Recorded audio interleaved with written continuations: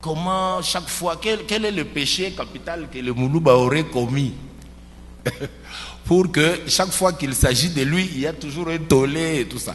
Bon, je n'ai pas de compétences psychologues, mon grand frère reviendra peut-être sur cela, mais je peux donner quelques éléments qui expliquent cela. C'est le fait, contrairement aux autres peuples du Congo que j'ai eu l'occasion de visiter, j'ai presque été partout, les Moulouba ont plutôt une capacité d'adaptation partout où ils arrivent. Je suis allé dans toutes les provinces du Congo, je les ai trouvés là-bas depuis 30-40 ans, ils sont intégrés. Voulez-vous savoir tout ce qui se passe au Kasaï? Abonnez-vous sur Franck Cholawetu TV. Franck Cholawetu TV, miroir du Kasaï, l'image du Kasaï. Abonnez-vous. Franck Cholawetu TV, l'histoire du Kasaï. Abonnez-vous. Investissez au Kasaï. Franck Cholawetu TV, construisons au Kasaï. Suivez Franck Cholawetu TV. Chers Kasaïens, construisons chez nous.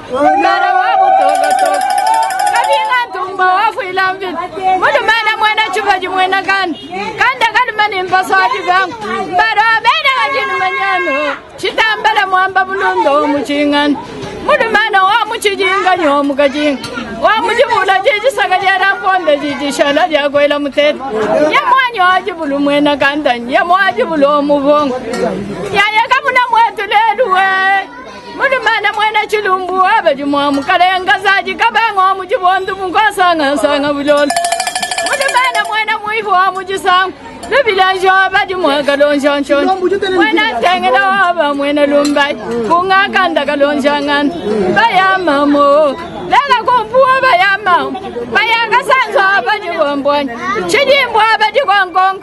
Mamu Mupemba Mujilaga sang. Mupemba to Tabangan and to Vigilang and Obugon.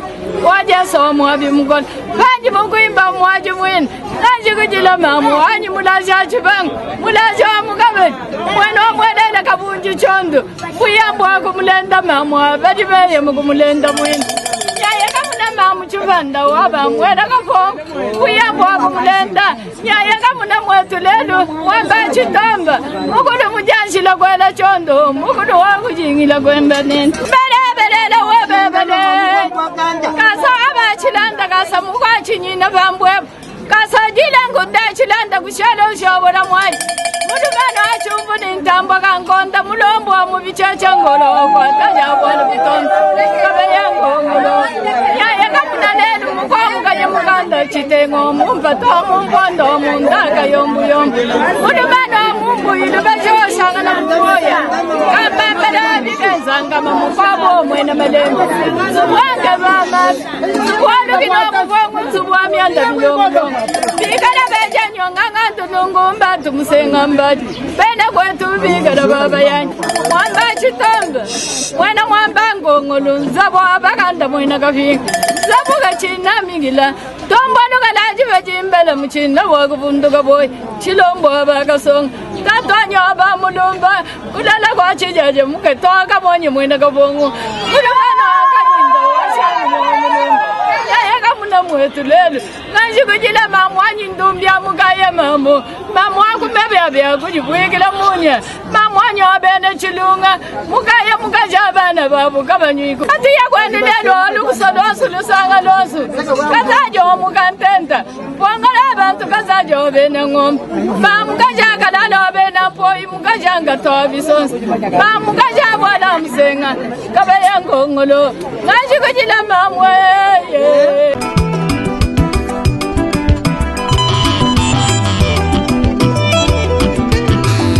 Siti Djitalala. Siti Djitalala, c'est la nouvelle ville que la diaspora kassaïenne veut construire à Mbuji-Mayi.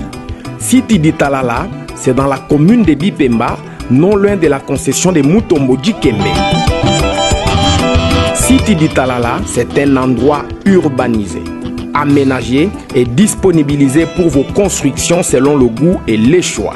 Siti Djitalala, c'est la vision moderne dans une nouvelle ville. Ce n'est pas un rêve, c'est une réalité. Kassaïennes et Kassaïens, voici l'occasion pour vous d'acheter un terrain, une parcelle ou une concession à valoriser en y construisant pour vos business ou vos projets agricoles au Grand Kassai. Franck Cholawetu et son équipe vous aident à acheter des terrains et y faire un suivi du déroulement de la construction. Les terrains sont là à différents prix toujours abordables, de 500 à 5000 $ américains. Ici, construisez selon votre choix, goût et préférence. Contactez-nous au plus 243 425 180 47 40 plus 243 97 94 25 826. Baluba kwetuka kujimi tuibaka ikwetu. Siti Djitalala. Siti Djitalala, c'est la nouvelle ville que la diaspora kassaïenne veut construire à Mbuji-Mayi. Je vais prendre la parole un peu avant, parce qu'en général, quand on est dans une réunion de famille, c'est les jeunes qui parlent avant. Hein? Et les aînés parlent les derniers. Bon. Alors, la première question, c'est celle de ma soeur Marie-Josée Blonda. Je ne répondrai pas parce qu'elle est adressée à mon aîné Pichibanda. Si dans l'exemple qu'il a donné tout à l'heure sur les vols dans un champ, s'il s'agit d'un vol ou d'autre chose. Bon. Du point de vue purement juridique, il s'agit réellement d'un vol. Mais c'est un vol justifié par ce qu'on appelle l'état de nécessité. L'état de nécessité peut justifier quelqu'un à commettre une infraction. Donc, il ne sera pas condamné bien qu'il ait commis un vol dans un champ d'autrui. Ça, c'est le bon point de vue, mais peut-être qu'il donnera une autre explication. Alors, Jean-Marcel Kabeyamboui me demande que faire du point de vue législatif et administratif pour changer cette conception du village considéré comme une périphérie par rapport à un centre. La réponse à cette question induit la réponse à une autre. En réalité, il s'agit de la conception de l'État. L'État que nous avons en Afrique noire et principalement au Congo est un État né au XVIIIe siècle en Occident. Mais il est né comme arbitre des féodalités, c'est-à-dire des propriétaires terriens, de forces de production, devraient s'entendre pour qu'il n'y ait pas de conflit entre eux. Et donc l'État est venu comme le garant de forces de production. C'est un État capitaliste qui est né au XVIIIe siècle. C'est un État libéral. Libéral, ça veut dire qu'on laisse tout le monde penser ce qu'il veut, faire ce qu'il veut, entreprendre n'importe quoi. Donc c'est fondé sur l'autonomie de la volonté, de la pensée. Et donc tout ce qui va avec ces libertés, l'entreprendre, faire... Et donc l'État doit être là comme un gendarme qui organise la circulation des biens, des richesses et aussi l'expression des libertés individuelles. Telle est la conception occidentale de l'État. Mais c'est cet État arbitre, gendarme, qui arrive chez nous par la voie de la colonisation. Mais il vient se superposer sur un autre type d'État. Parce que ce qu'on a appelé le royaume et les empires, mon grand frère vous a parlé de Ilungambi, de tout ça, mais ce monsieur a créé un empire. L'empire, naturellement, en droit, se caractérise par le mode d'accession, c'est-à-dire la conquête. Il a créé un empire. Le royaume Congo, c'est l'hérédité, donc il y a un royaume. Mais toutes ces entités-là sont des États, au sens classique du terme, c'est-à-dire des entités politiques qui exercent un certain pouvoir sur une population donnée, sur un territoire donné. Donc ce sont des États. Et donc le phénomène qu'on peut remarquer chez nous, c'est qu'il y a superposition d'un État de type occidental, de type libéral, de type marchand, on pourrait dire ça, sur un État créé localement, qui est après quelques siècles. Alors, de ce divorce, de cette superposition d'États, naît vraiment quelque chose d'assez bâtard. C'est ce que nous avons. Et vous l'avez dit vous-même, je crois que c'est la question qu'un de mes collègues m'a posée. Chaque fois que au Congo, on nomme quelqu'un ou que quelqu'un est élu, il y a toujours un discours sous-entendu. Ce discours-là ne doit pas vous offusquer. Moi, je l'explique autrement. Il s'agit justement de la superposition des États et de leur légitimité. Alors, ce qu'on appelle le tribalisme, en réalité, c'est de la loyauté vis-à-vis d'un État précolonial. Et chaque fois qu'un individu gère l'État moderne, entre guillemets, l'État congolais, on veut toujours savoir à quel État ancien il appartenait. C'est le non-dit du discours. Mais ça apparaît dans la Constitution sur deux bouts de phrases. On vous dit il faut être congolais, il faut avoir tel âge, et on ajoute il faut tenir compte de la représentation provinciale. Dans les cas qui nous préoccupent, par exemple, je suis élu par mes pairs, juges, comme président. Mais tout d'un coup, surgit un problème. La loi sur la Cour constitutionnelle parle de la représentation provinciale. Je suis originaire de Ngandajika, donc je suis originaire de la province de Lomami, pas du Kasaï oriental. Mais quelqu'un me dit non, mais vous êtes tous de la même tribu. Vous voyez, une notion s'invite au débat. La Constitution parle de la représentation des provinces, alors que dans le fond du discours, les gens parlent de la représentation tribale, ethnique. Alors, j'appelle ça les tabous du constituant, c'est-à-dire des choses que le constituant ne veut pas dire, mais qui se posent comme problème. En d'autres termes, nous devons nous entendre sur comment organiser notre vouloir vivre ensemble. Alors, un de nos frères m'a posé la question, il me dit, mais comment chaque fois, quel est le péché capital que le Moulouba aurait commis pour que chaque fois qu'il s'agit de lui, il y a toujours un tollé et tout ça. Bon, je n'ai pas de compétences psychologues, mon grand frère reviendra peut-être sur cela, mais je peux donner quelques éléments qui expliquent cela. C'est le fait, contrairement aux autres peuples du Congo que j'ai eu l'occasion de visiter, j'ai presque été partout, les Moulouba ont plutôt une capacité d'adaptation partout où ils arrivent. Je suis allé dans toutes les provinces du Congo, je les ai trouvés là-bas depuis 30-40 ans, ils sont intégrés. Alors cette intégration n'a pas que des avantages. quand quelqu'un a une très grande capacité d'adaptation, il est possible aussi que dans un moment de conflits sociaux dans l'endroit où il se trouve, il ait pris peut-être la position du dominateur ou dans la classe qui dirige ou qui domine. Généralement, quand on arrive dans un coin qui n'est pas le vôtre, on prend toujours la position de s'adapter rapidement, d'être du bon côté. Mais alors, quand on lit l'histoire du Congo, le peuple Muluba a été beaucoup plus proche de la colonisation.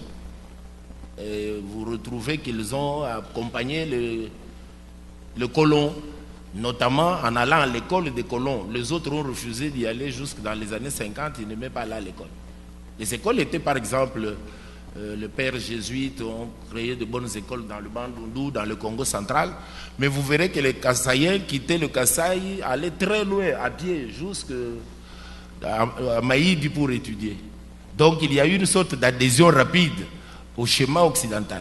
Ce qui crée nécessairement, à mon avis, qui crée nécessairement une sorte d'identité entre le colonisateur et les Muluba.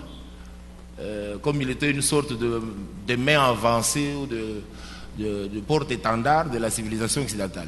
En voulant s'adapter, il s'est transformé, bien malgré lui, en colonisateur, sans le vouloir. Donc c'est peut-être une grille de lecture. Mais cette adaptation entraîne aussi le changement de classe sociale. Quand quelqu'un qui est avec vous accède à l'instruction, veut vivre comme les Blancs, il apparaît dans votre imaginaire comme étant un oppresseur. Est-ce que cela explique cette haine? Je ne suis pas psychologue une fois de plus, mais je pense que c'est une grille de lecture qui peut expliquer ce qui arrive. Alors vous me demandez si sur le plan législatif et administratif on peut changer quelque chose, mais oui. Mais je pense plutôt que notre vrai problème pour toute l'Afrique noire, c'est la conception de l'État. Alors, quel type d'État voulons-nous? Nous voulons un État républicain. Et qui dit république dit gommage des diversités, gommage donc suppression des aspérités. C'est-à-dire on doit mettre tout le monde dans un même moule parce que c'est ça la République. Et d'ailleurs dans une République on ne devrait pas avoir de débat sur les origines.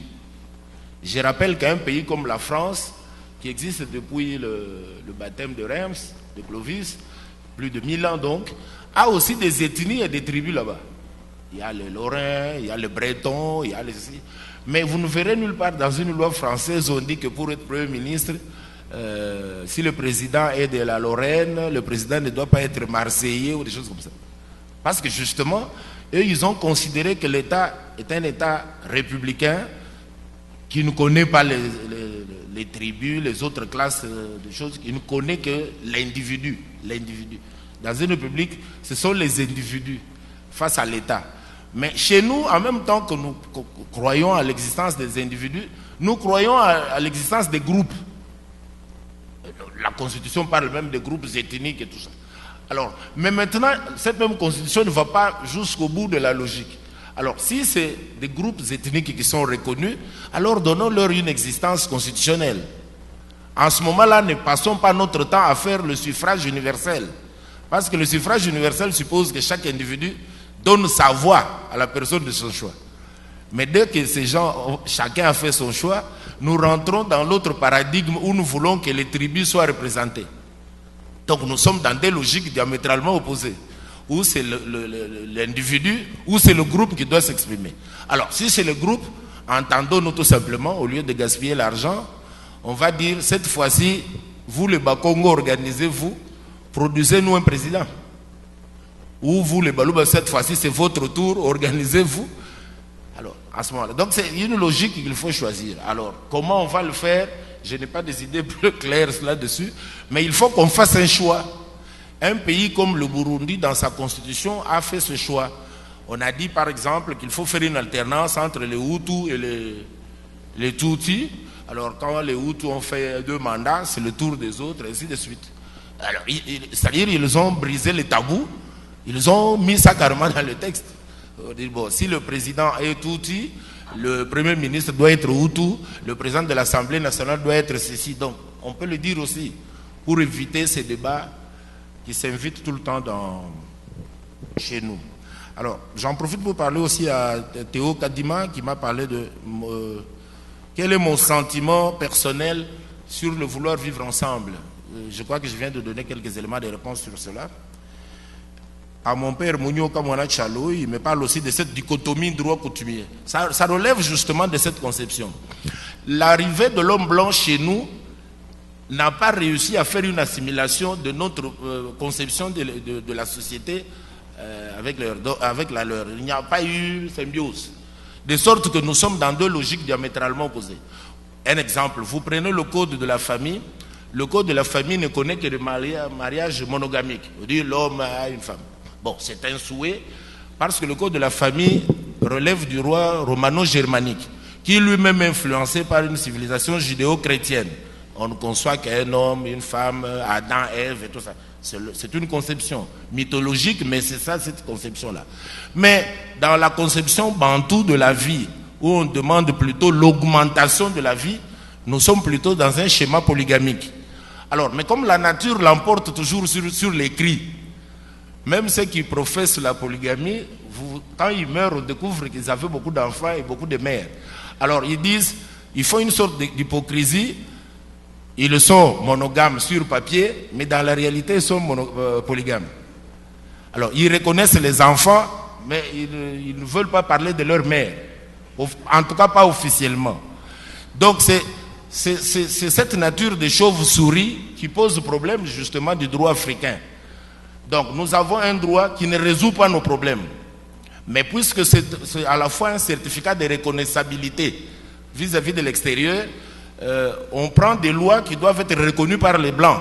Les Blancs, quand ils lisent nos lois, ils disent, bon, je donne un exemple. Si quelqu'un étudie en Belgique, en Allemagne ou en France, s'il vient au Congo, en réalité, il n'est pas étonné par notre législation. Parce qu'il retrouve toutes les catégories de la pensée dans nos textes. C'est comme s'il était dans son propre pays. Alors qu'en principe, le même Français, quand il va en Chine, en Corée, il doit apprendre tout à zéro parce qu'il trouve qu'il y a d'autres catégories de pensée, d'autres concepts. Donc, nous avons un problème, un choix à faire. Nous mettons en place notre propre droit qui résout nos problèmes, ou bien nous continuons à copier des lois, des constitutions qui nous posent problème. Je donne un autre exemple du point de vue constitutionnel. Quand vous prenez la constitution de la RDC, vous verrez qu'on a dépouillé le président de la République presque de tous les pouvoirs. En réalité, le vrai centre névralgique du pouvoir, ça doit être le Premier ministre. Mais écoutez le peuple congolais à la télévision, moi je m'amuse à écouter régulièrement ça. Quand le peuple s'exprime, en réalité, dans son schéma mental, il s'adresse au président de la République et jamais au Premier ministre. Presque jamais. Il dit non, papa, tu sais que l'Italie, ils sont macamboyo. Yo fachi au sel et l'autre côté, tout ça. Alors que la Constitution dit c'est le gouvernement qui définit et conduit la politique. Mais personne ne s'adresse au gouvernement. On dit que c'est le président qui doit faire ou qui ne doit pas faire. Et même les intellectuels vous disent que le président doit présenter un bilan.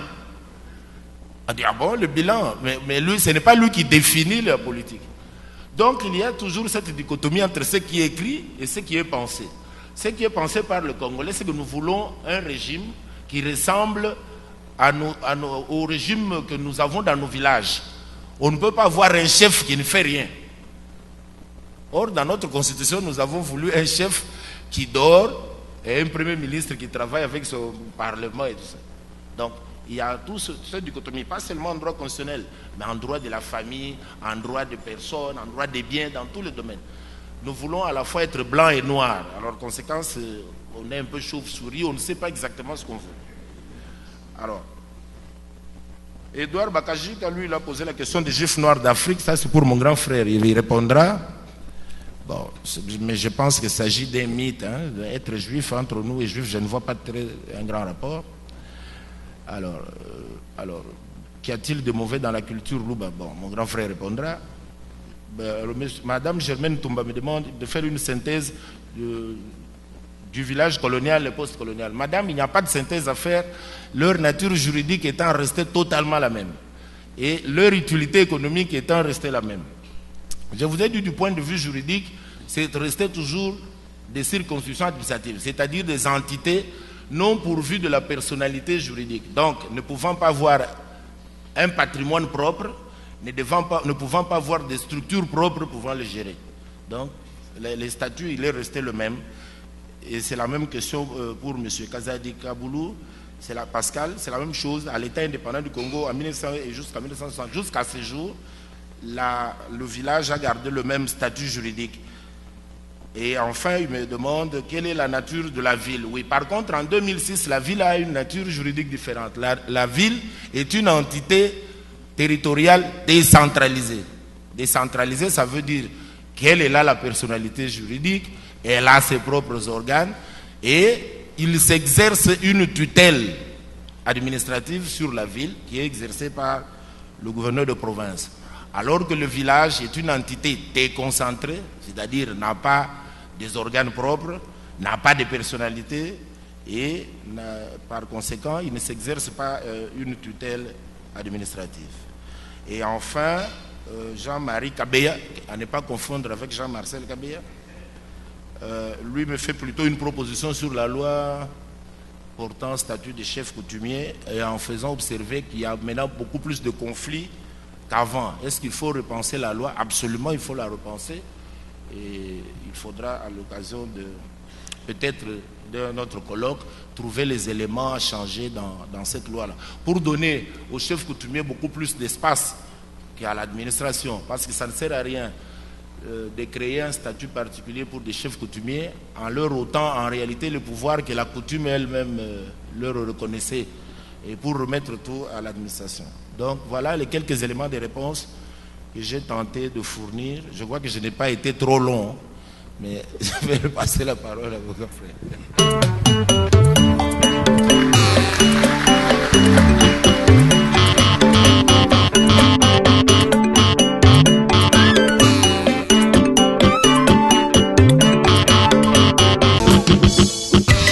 Visiteurs et visiteuses, vous tous, hôtes des tout rangs, vous qui venez à Mbujimayi et visiter la terre promise, voici un bon cadre pour votre repos, réflexion et quiétude.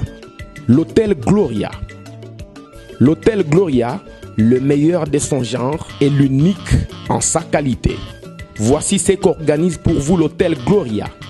Hébergement avec 3 types de chambres, à savoir chambre simple, monobloc, appartement. En plus du logement, vous avez droit au transport des clients assuré depuis l'aéroport jusqu'à l'hôtel, le déjeuner, la connexion internet gratuite et fluide, une baignade à la piscine assainie. L'hôtel Gloria organise un service de restauration de qualité très rapide et méticuleux sur plusieurs points de vente que voici. À la terrasse VIP, au salon VIP et au restaurant avec des cordons bleus ou cuisiniers experts en cuisine de toutes les nationalités sur terre. L'hôtel Gloria organise également pour vous un service de blanchisserie avec son pressing ultra moderne qui répond aux exigences de nos aimables clients. L'hôtel Gloria organise pour vous un service de location des véhicules à un prix défiant toute concurrence. Une